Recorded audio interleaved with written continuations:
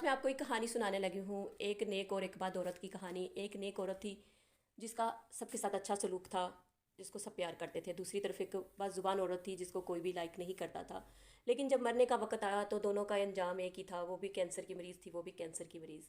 لیکن جو نیک عورت تھی وہ بہت زیادہ اللہ کا شکر ادا کرتی تھی، ہر حال میں اللہ کا شکر ادا کرتی تھی۔ کوئی مجھ سے پوچھتا تو وہ کہتی اللہ تیرا شکر ہے۔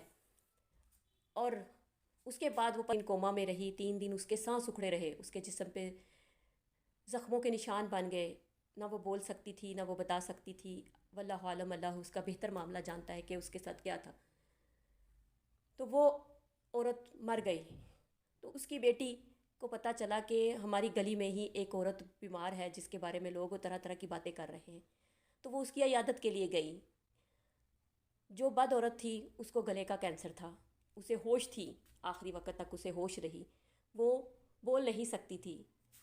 تو اس کی بیٹی نے بتایا کہ میری ماں کو سارے چھوڑ گئے ہیں اور میں اپنی ماں کی خدمت کے لیے آئی ہوں۔ میری ماں کے سے بدبو بھی آتی ہے، لوگ پاس نہیں آتے، اپنے بہن بھائی بھی نہیں آتے، تو میں اپنا گھر چھوڑ کے اپنی ماں کے لیے آئی ہوں۔ اس نے کہا تم نے اچھا کیا، میں بھی اپنی ماں کے لیے اپنا گھر چھوڑ کے آئی ہوں، تم اپنی ماں کی خدمت کرو، کیونکہ میری ماں بھی اس قدر تکلیف سے گئی۔ کیوں؟ اس کا مطلب ہے کہ میری بہن تم پریشان نہ ہو، کیونکہ اللہ ہی جانتا ہے اللہ نے اس کا کیا معاملہ فرمایا۔ دوسری طرف آپ یہ دیکھو میری بہن، آپ کی ماں کو اگر اللہ نے تکلیف دی ہے تو شاید اللہ نے موقع دیا ہے اسے معافی مانگنے کا، کیونکہ اللہ فرماتا ہے میں جس کو بیماری دیتا ہوں، شدید بیماری میں مبتلا کرتا ہوں، بیمار ہو کے وہ دنیا سے جاتا ہے تو میں اس کے سارے گناہ معاف کر دیتا ہوں۔ اور تم لوگوں کی باتوں کو دل پہ نہ لو۔ اس عورت کو بھی کہا آنٹی آپ لوگوں کی باتوں کو دل پہ نہ لو۔ اس عورت نے زاروں قطار رونا شروع کر دیا اور ہلکا سا مسکرائی، اس کا ہاتھ پکڑا اور کہنے لگی، اس کی بیٹی کہنے لگی میری ماں آپ کا شکریہ ادا کر رہی ہے۔ اس نیک عورت کی بیٹی نے بولا نہیں آنٹی، میں تو خود بہت گنہگار ہوں، پتہ نہیں میری ماں بھی گنہگار ہو، لیکن یہ سب اللہ کا معاملہ ہے، اللہ جانتا ہے کہ کون نیک ہے اور کون بد۔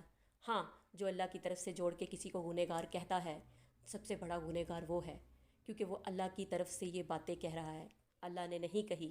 کیونکہ اللہ بار بار قرآن پاک میں کہتا ہے جو کسی کے عیبوں پہ پردہ ڈالتا ہے میں اس کے 70 عیب چھپا دیتا ہوں۔ اس لیے میری بہن اپنی ماں کی ایسے ہی خدمت کرو جب تک یہ زندہ ہے۔ آخر وہ بھی چلی گئی اور وہ نیک بھی چلی گئی، وہ بد بھی چلی گئی، لیکن کبھی بھی کسی کو مرے ہوئے کو یا کوئی ایسی تکلیف میں ہو، خدا را کبھی بھی برا نہ کہو۔ آپ اس کا مطلب ہے آپ خدا بننے کی کوشش کر رہے ہو، خدا کی طرف سے وہ الفاظ جوڑ رہے ہو جو خدا نے نہیں کہے۔ مت کہو ایسے الفاظ جس کا آپ کو حساب دینا پڑے آگے جا کے۔ اس لیے کوشش کریں جب بھی کوئی دنیا سے نیک جائے یا بد جائے تو یہی کہو یا اللہ اس سے جنت نصیب کرنا، اس کے سارے گناہ معاف کر دینا، آمین۔